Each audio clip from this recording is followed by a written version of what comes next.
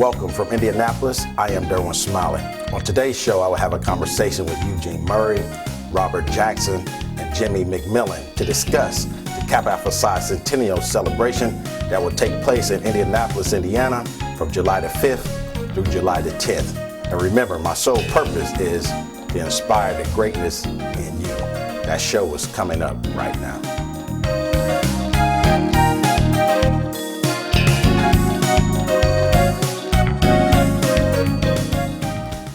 Mr. Robert Jackson is the chairman of the Kappa League here in Indianapolis, Indiana. Mr. Jackson, welcome to the show. Hey, thanks for having me.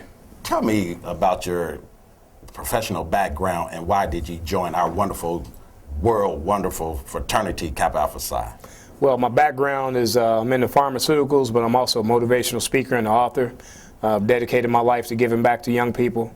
Joined the fraternity by accident, actually.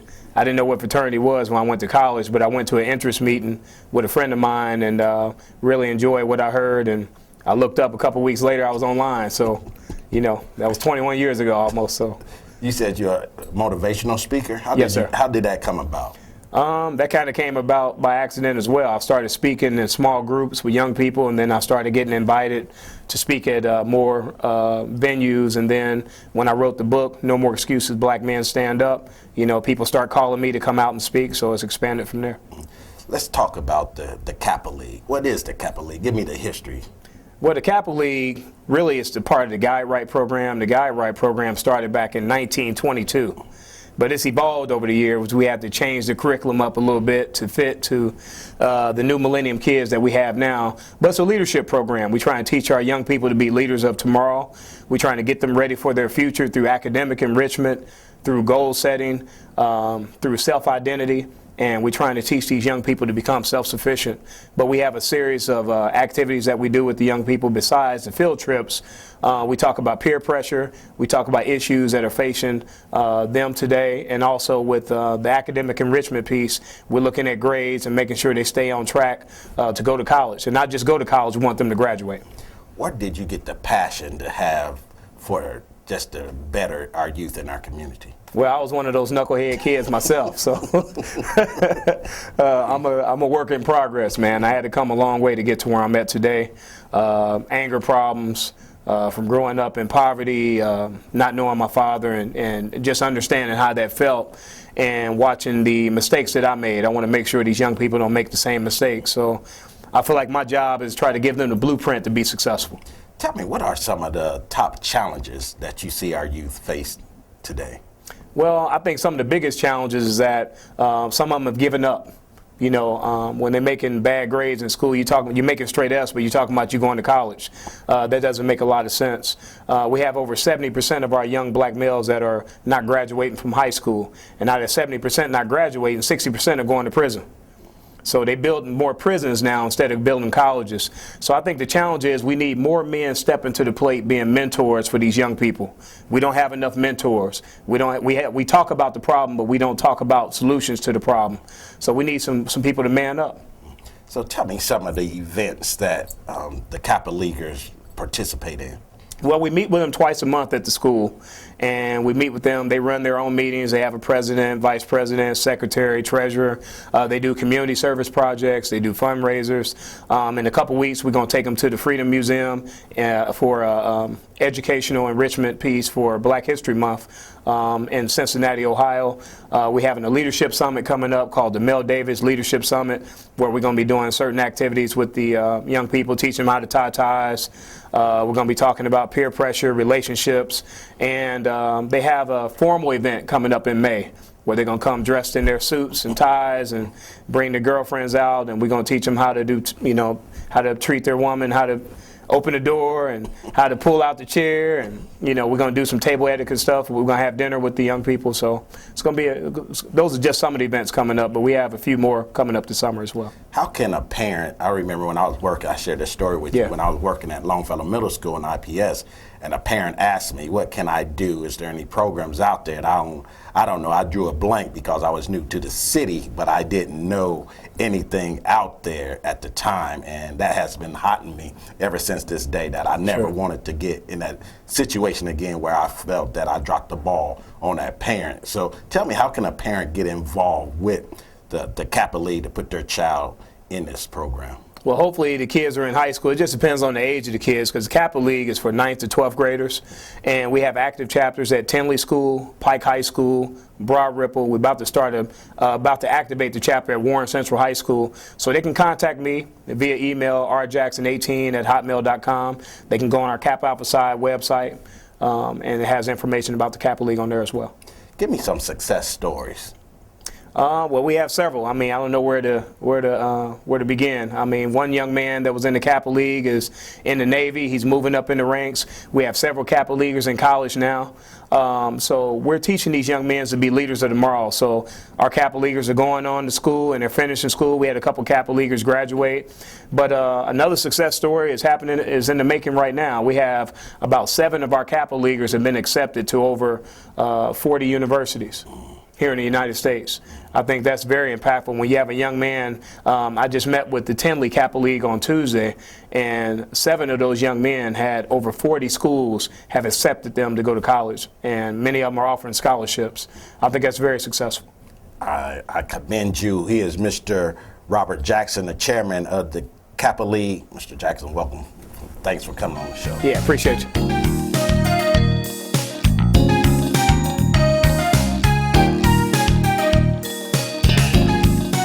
Eugene Murray is the Polemarch of Kappa Alpha Psi Indianapolis Alumni Chapter.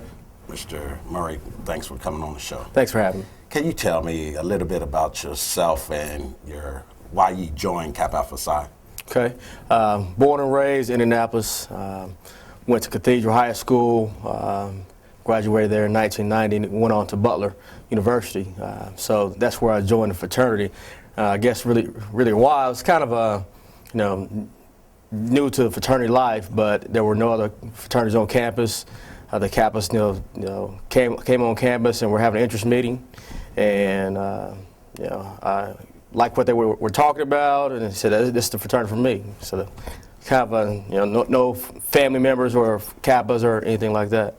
I know this year marks the 100th anniversary of Kappa Alpha Psi. Can you take me back to the beginning of Kappa Alpha Psi? Can't take you physically back, but we can go back a little bit. But Kappa Alpha Psi was founded on January 5th, 1911 at Indiana University, which is, of course, a historically white university. But those 10 men in college at that time was quite unusual. And at that time, they didn't have a lot of things to do outside of just going to class. A lot of them worked and went to school. A lot of them actually were waiters or helped in other capacities to make some money, earn some funds.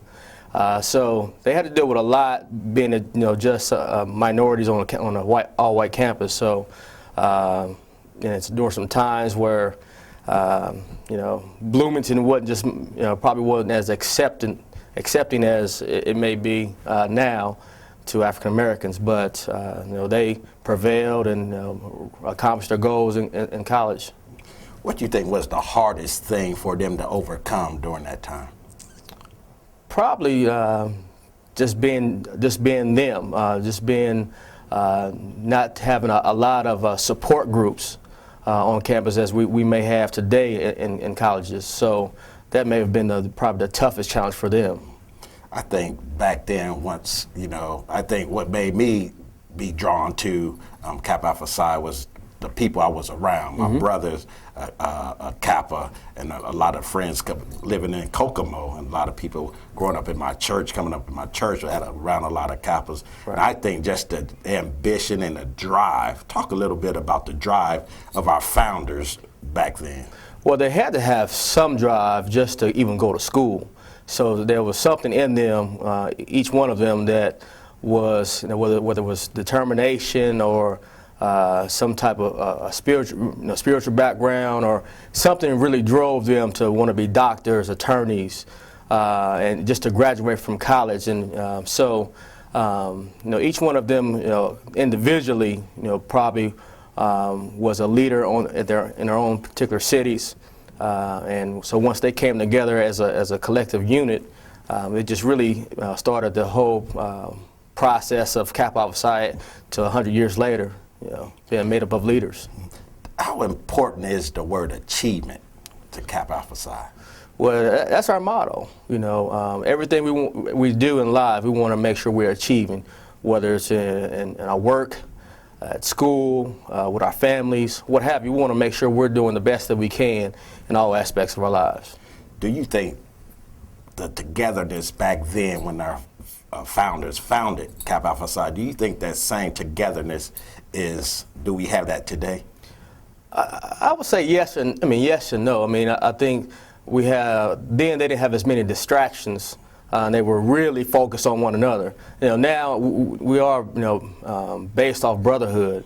We can look back and see the things that they learn to do together, and we can apply those same things today. But there may be some times where now we have a lot of different organizations that draws us apart, but at the same time the fraternity, all of us being Kappas, draws us together. How did you become the Polemarch of the Indianapolis Alumni Chapter? Well, I've been putting in some work. Since I joined in 1991, I've been doing, whether it's been an advisor of undergrads, that's really my passion. And then, as I got older and got a little bit more mature, I decided, well, it's time for me to step up. And knowing that we had a big event coming up this summer, our Centennial, I felt like I was the right person to bring everyone together on one accord, so that we can accomplish this Centennial celebration in the grandest fashion. So. How hard has it been? It's been challenging. When you have a big chapter like we do, over 170 members, whether they're young, and to go up to our senior member, Brother Spurlock, who's 98. So you have a lot of different ideas and things you have to really make to work together. So it's been challenging, but I wouldn't change it for the world, because I think it has, just a short time I've been polemarching, 4 years, it definitely has made me a better leader, a better person. He is Mr. Eugene Murray, the Polemarch of the Indianapolis Alumni Chapter of Kappa Alpha Psi. Stay with us.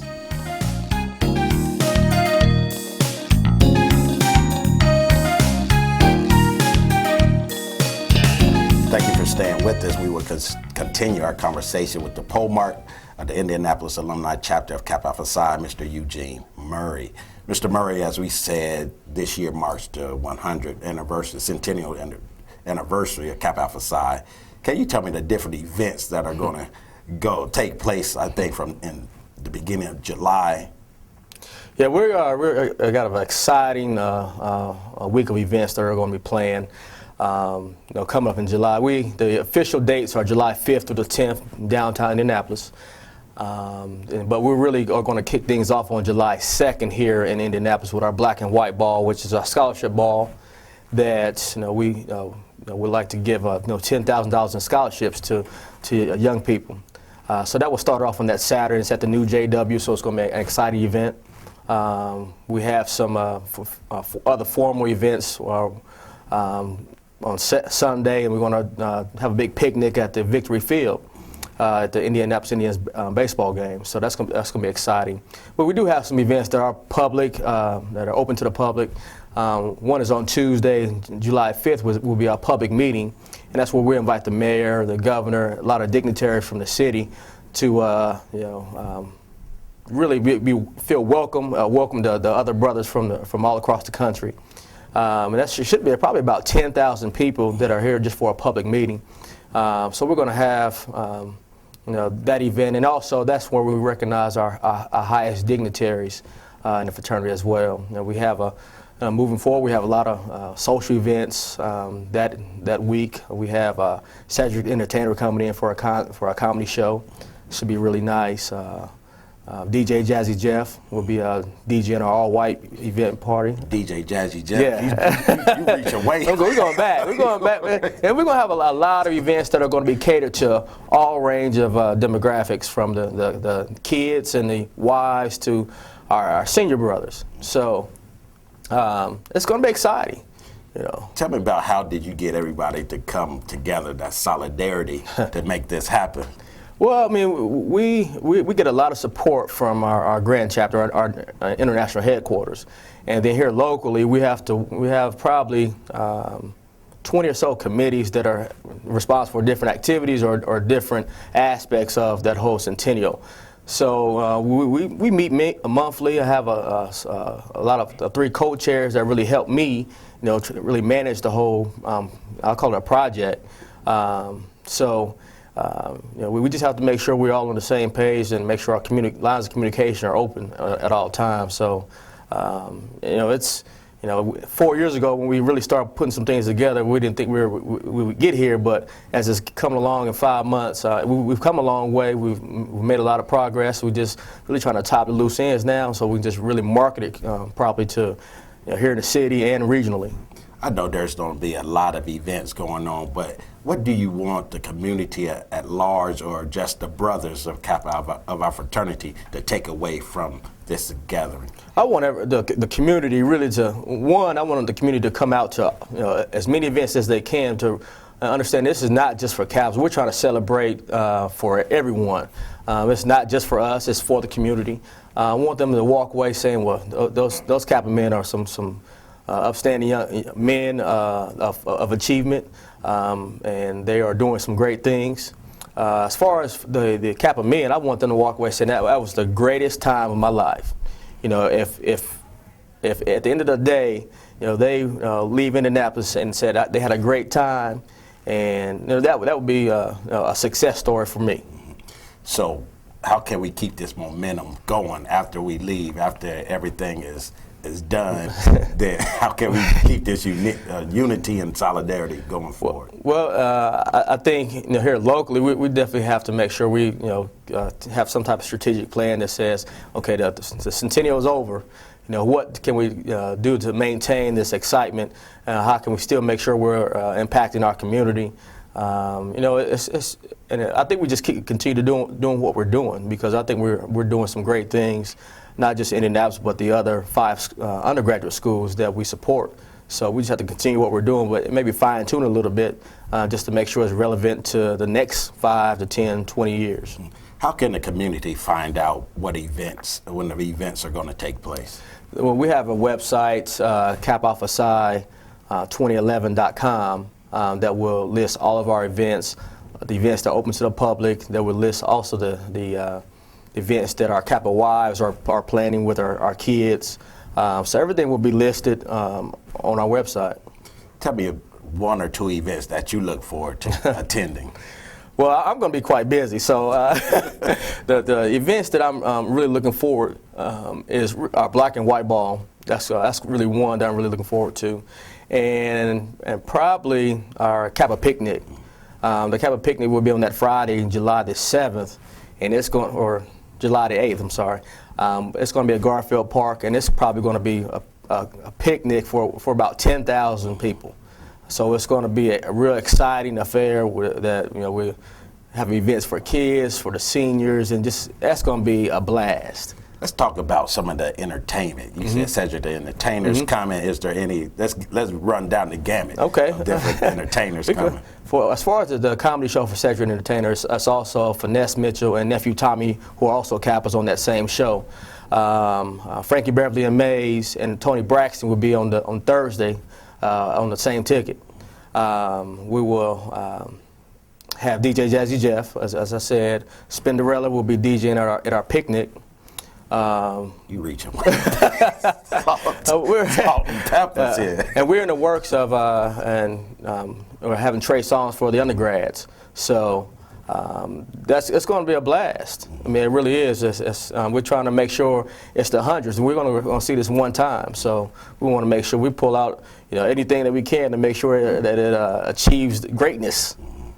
Here's Mr. Eugene Murray, the Indianapolis Alumni Chapter of Kappa Alpha Psi, Polemarch. Mr. Polemarch, thanks for coming on the show. No problem. Thanks for having me.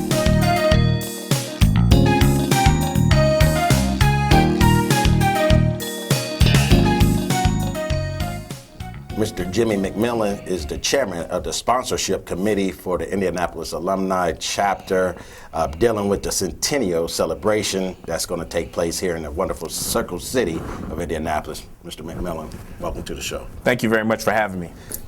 Tell me about yourself and why you joined our wonderful fraternity. My name is Jimmie McMillian. I'm a partner at Barnes & Thornburg. I practice corporate litigation.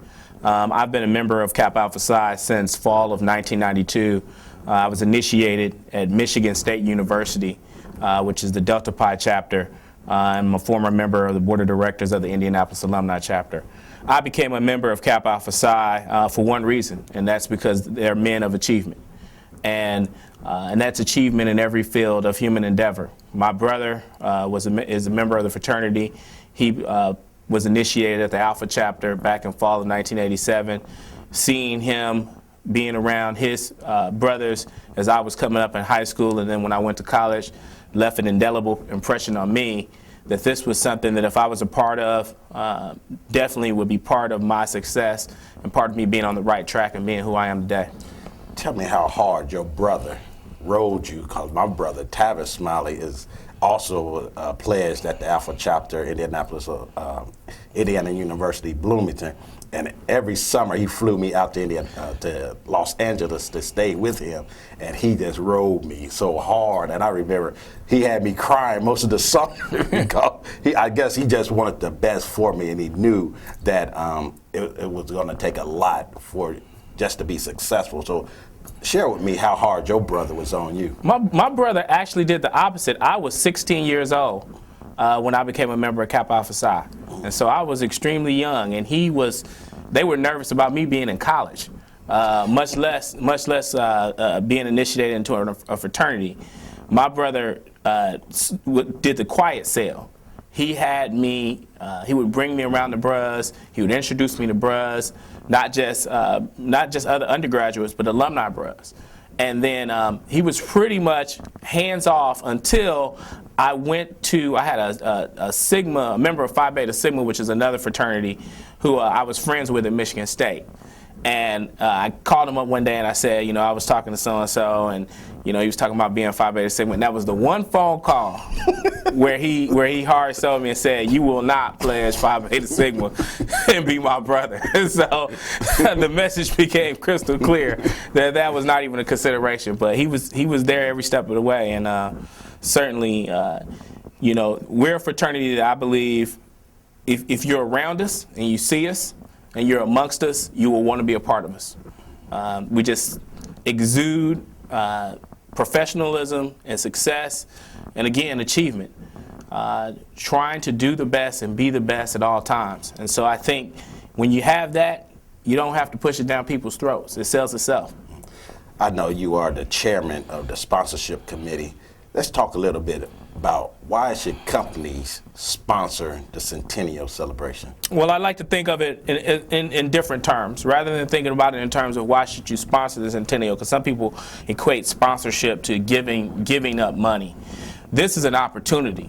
Why should corporations take advantage of what will be an outstanding opportunity to reach a new market, to reach new customers, and to network with some very successful members of our community? The average income of a member of Kappa Alpha Psi, and we're not talking about the undergraduates, but the graduates that we expect to attend, is around $85,000. That's outstanding, especially considering that primarily the fraternity is composed of the minority African American community. It's not exclusively, but primarily. And to think that most of the members of that community are upper, what is often considered to be an upper income level. And so what that means is you're talking about a financial base of potential customers that will be consumers in this market. They will be here for a week. They will not be here just sitting in the hotel. They will be eating. They will be driving. They will be purchasing suits. They will be purchasing clothes. They will be consumers in the city of Indianapolis. They will not just go to our events, but they will also be visiting the city, and they will be looking for opportunities to do things in various capacities. This is an opportunity for a week-long period of time for not only Kappa Alpha Psi to shine, but the city of Indianapolis to shine. And so I hope that companies and corporations will take the opportunity to sponsor as an opportunity to reach that market. So how can the companies get in contact with you? Very easily. Call me. Jimmie McMillian, 317-250-2581. That's Jimmie McMillian, 317-250-2581. An outstanding opportunity to sponsor, even for small businesses, can be found in what we're calling our 100 for 100 program, where for $100, your restaurant, company, business can be listed on our website as one of the 100 companies in Indianapolis that actually supported the Centennial. And that gives you instant exposure. When you have 25,000 plus people, we're not just talking about the brothers of Kappa Alpha Psi, we're talking about the women that married the brothers of Kappa Alpha Psi, we're talking about the children of the men of Kappa Alpha Psi, and then we're talking about a bunch of people who may just be interested, so to speak, in the fact that a lot of men of Kappa Alpha Psi will be in the building. All of those folks being here, not all of them know a lot about Indianapolis, and they will be turning to our website as a resource to learn more and find more opportunities for ways to spend their time. Very small contribution, very big comeback and return on your investment at $100. We also have more substantial sponsorship packages that will give you even more exposure. You're talking about 10,000 people attending the picnic, opportunities there to be a sponsor of the picnic, the comedy shows, the events that were discussed earlier by the Polemarch. All of those events give you a chance to have exposure to new markets, both those existing in Indianapolis and outside. So I certainly think people should reach out, call me, Jimmie McMillian, 317-250-2581. You can also reach me by email, and that is jmcmillian@btlaw.com. Here's Mr. Jimmie McMillian, the chairman of the fundraising committee for the Centennial celebration. Mr. McMillian, thanks for coming on the show. Thank you for the opportunity.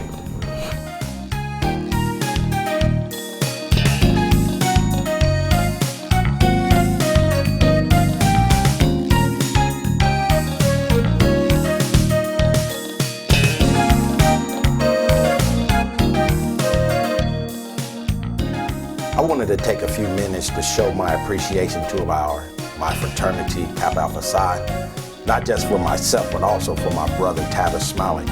Because if it wasn't for the former late, great mayor of Los Angeles, California, Mayor Tom Bradley, there would not be a Tavis Smiley show today. It was Mayor Tom Bradley that gave Tavis his first internship in Los Angeles when he was a junior at Indiana University, Bloomington.